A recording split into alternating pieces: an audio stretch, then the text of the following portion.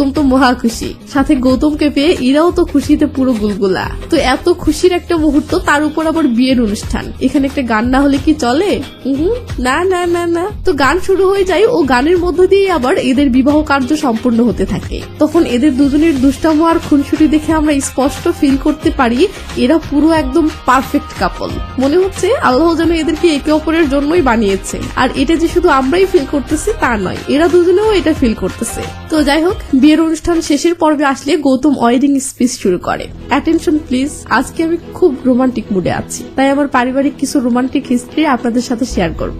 আজ থেকে 70 বছর আগে টার্কির এক রাস্তায় এক দরবেশ মহিলা আমার দাদাকে একটা আংটি দিয়েছিল। বলেছিল এই আংটিটা যার কাছে থাকবে সে তার স্বপ্নের নারীকে খুঁজে পাবে। আমার দাদা এই আংটির বদৌলতে খুঁজে পেয়েছিল আমার দাদিকে, আমার বাবাও এই আংটির বদৌলতে খুঁজে পেয়েছিল আমার মাকে, আর আমিও এই আংটির বদৌলতে খুঁজে পেয়েছি আমার ইরাকে। ইরা, আমি তোমাকে অনেক ভালোবাসি, তুমি কি আংটিটা পরবে? ইরা ইমোশনাল হয়ে মাথা নাড়িয়ে হ্যাঁ জানাই। গৌতম বলে, ইরা, উপরওয়ালা তোমাকে আমার ভাগ্যে লিখে রেখেছিল, তাই তোমাকে আমি যদি লন্ডনে না পেতাম তো প্যারিসে পেতাম, প্যারিসে না পেতাম তো আমস্টারডামে পেতাম। তুমি দুনিয়ার যে কোনো দেশ, যে কোনো শহর, যে কোনো গলি, যেখানেই থাকতে না কেন আমি সেখানেই পৌঁছাতাম, কারণ তুমি আমার ভাগ্যে লেখা আছো। এতক্ষণ থেকে একটা ছেলে এসব খুব মনোযোগ দিয়ে শুনছিল। তো গৌতমের কথাগুলো শুনে ছেলেটি পুরো ইমপ্রেস হয়ে যায় ও খুশিতে শীষ বাজিয়ে ফেলে। এরপর কাছে এসে বলে, ওরে ভাই, তুমি এটা কি স্পিচ দিলে, ডিরেক্ট কলিজায় গিয়ে হিট করেছে, একদম সুপার। এরা তুমি জিতেছ, সোনার টুকরো ছেলে পেয়েছো। এই বলে ছেলেটি চলে গেলে গৌতম ইরাকে বলে, ছেলেটিকে? ইরা বলে, আমি কি জানি, আমি তো ভাবছি তোমার আত্মীয়। এইলে, এটা কি হলো?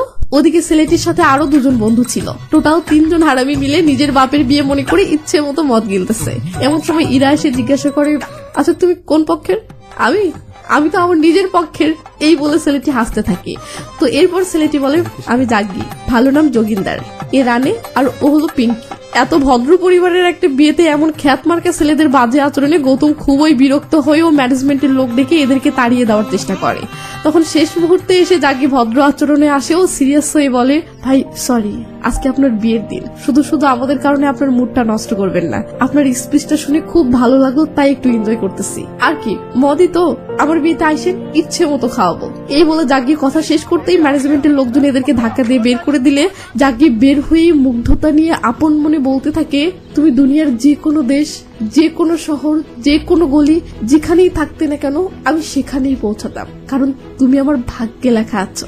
শালা কি লাইনগুলোই না বলেছে, সোজা কলিজা বরাবর গিয়ে হিট করেছে। জাগির এমন রিয়াকশন দেখে আমরা বুঝতে পারি গৌতমের এই লাইনগুলো জাগির হৃদয়ের কোমল একটা জায়গাতে